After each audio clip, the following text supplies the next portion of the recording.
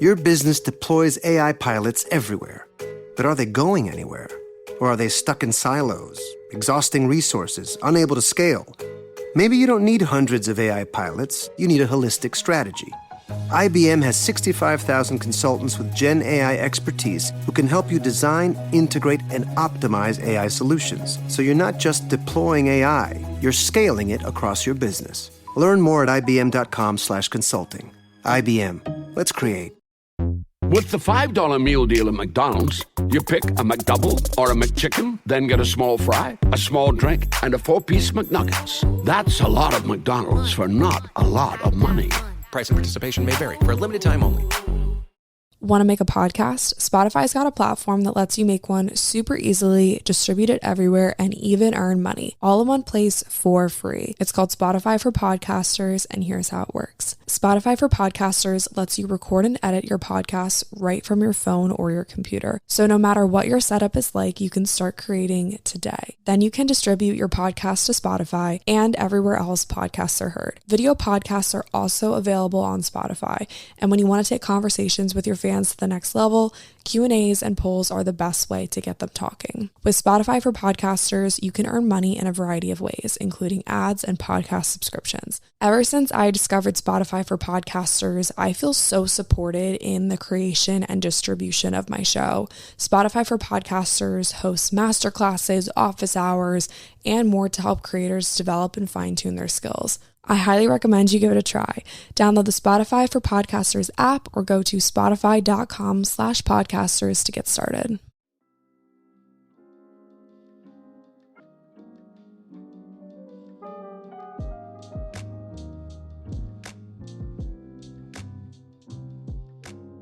Hey guys, what's up? Welcome back to 80/20. Thank you so much for playing today's episode, for listening, for tuning in. I hope that you are having an amazing start to your Monday, to your new year.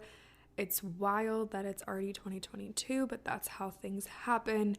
Does anybody feel like the days and the years are just going by so much faster? Like the older that I get, the faster time goes. Like, I don't know if that's a good thing or if that's a bad thing or if it's just a thing that people feel, but that's how I feel.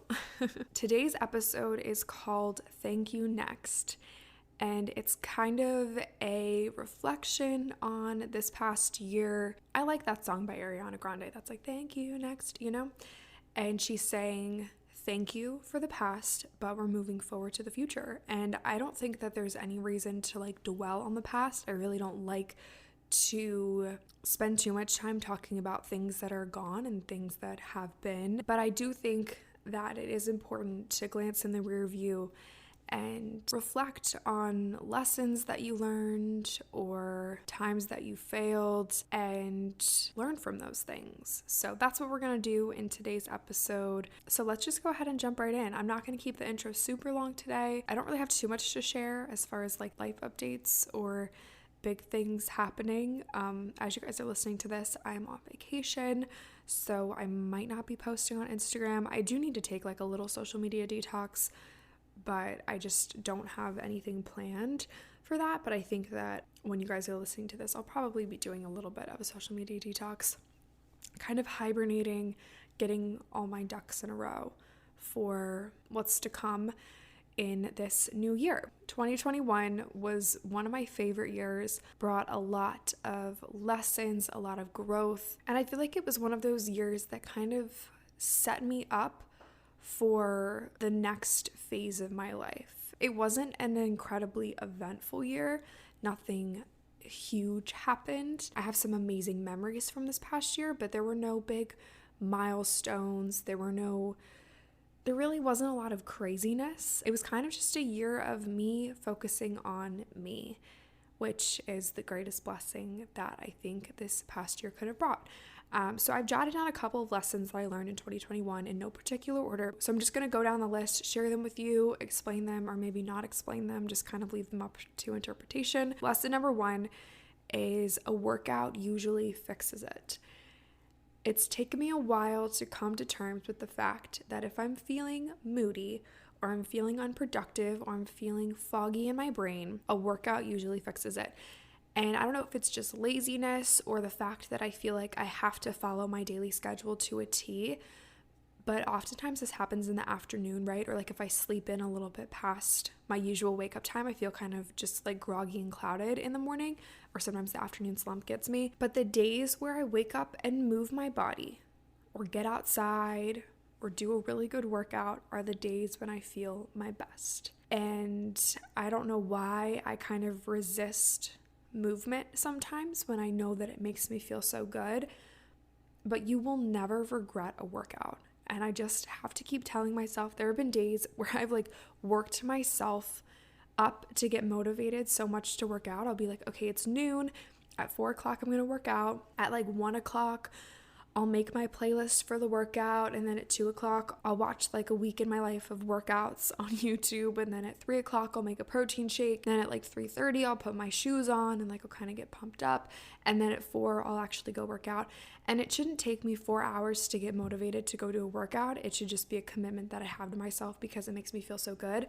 So a lesson that I learned this year is that sometimes you just got to rip the Band-Aid off. You just have to go do it, get it done, because it's going to make you feel good. Lesson number 2 is to protect your energy. I don't know if you guys feel this too, but I feel like there is a lot of outside noise, and it's really important to put up a little protective bubble around your emotional and spiritual and sometimes even physical energy for your own well-being. So whether this is like you have to spend time with family or friends who don't necessarily fill your cup, or you're scrolling Instagram and something triggers you, just turn inward and figure out why these things are making you feel a certain way, and then put up your protective bubble. If something doesn't serve you, don't engage. Let me say that again. If something doesn't serve you, don't engage. If something is going to disrupt your peace, don't be a part of it. This might mean cutting people out of your life. This might mean blocking certain people on social media. This might mean turning off the TV. But once you put your own needs first, once you start focusing on number 1, you, protecting your own energy, your mental health, your emotional health, your physical health, how you even view your world, like your perspective on life, will just get a lot better. Lesson number 3, if you don't, somebody else will. I don't remember which podcast I heard this concept in, but I was listening to a podcast once. It might have been The Balanced Blonde, but somebody had this opinion or outlook and said that ideas choose you. And these ideas come to people who could develop these ideas, execute these ideas, or build on these ideas. So if an idea presents itself, you can choose what you do with it. So I don't know if ideas equal opportunity or opportunity equals ideas or vice versa, or if they're not really one and the same. But in this context, I feel like ideas and opportunities could be potentially one and the same. But the kicker is, if you don't do anything with that idea, with that opportunity, it will pass you by and move on to somebody else who is willing to do something with it. Someone else will take advantage of your idea. Even if you don't speak it out there into the world, somebody else will come up with the same idea and do it. Someone else will get the same opportunity and they'll do it. I'm a very creative person and I have a lot of ideas. And I've let a lot of them pass me by because I didn't think that the idea was good enough, or I didn't think that I could handle that idea. And maybe at the time that was true. And maybe it's for the better. Well, in hindsight, it's obviously for the better that I did not follow through with these ideas or these opportunities. But I had an idea about 6 weeks ago that led me to some opportunities. And I decided that I wasn't going to let these opportunities pass me by, because someone else will fully take advantage of them if I don't. So I don't know how that relates to your life.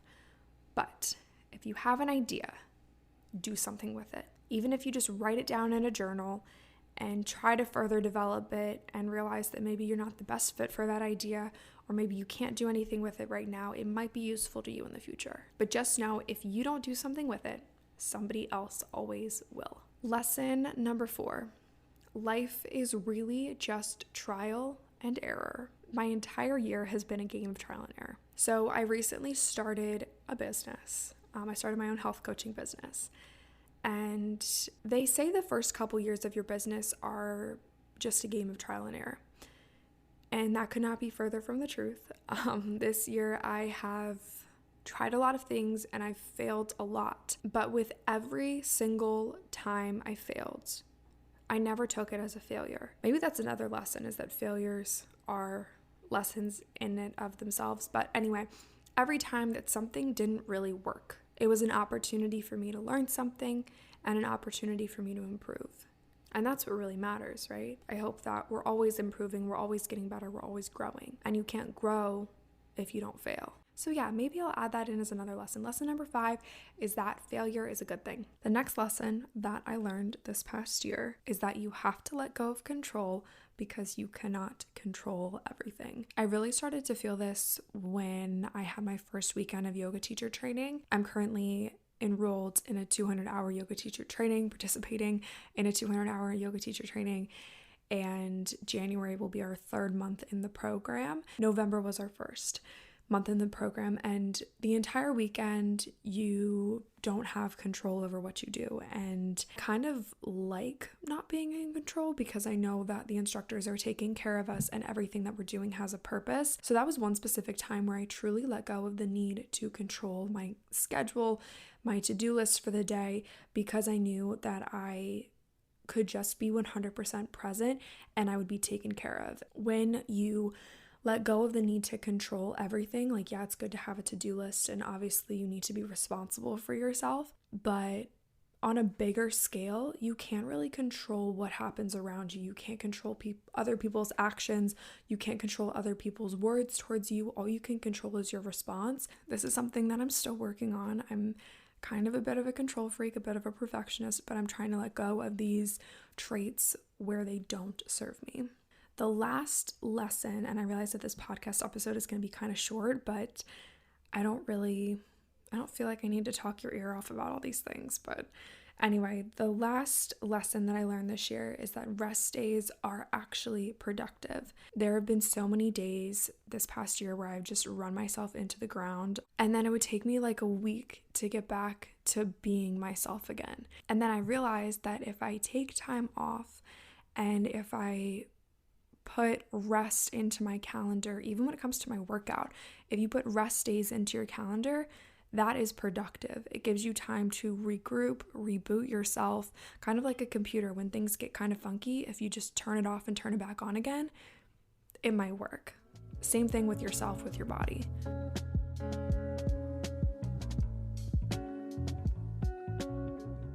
So those are the 7 or 8, I think, I kind of lost count, lessons that I've learned in 2021. I hope that you guys enjoyed this episode. If you did, I would love to hear about the lessons that you learned this past year on Instagram. I'll post something on the podcast Instagram and you guys can leave a comment or send me a DM. I would love to read what you guys learned this past year. Be sure to subscribe to the podcast. I was actually just checking the podcast charts, and we're 177th in the self-improvement category on Apple Podcasts. And a goal of mine this year is to get in the top 100.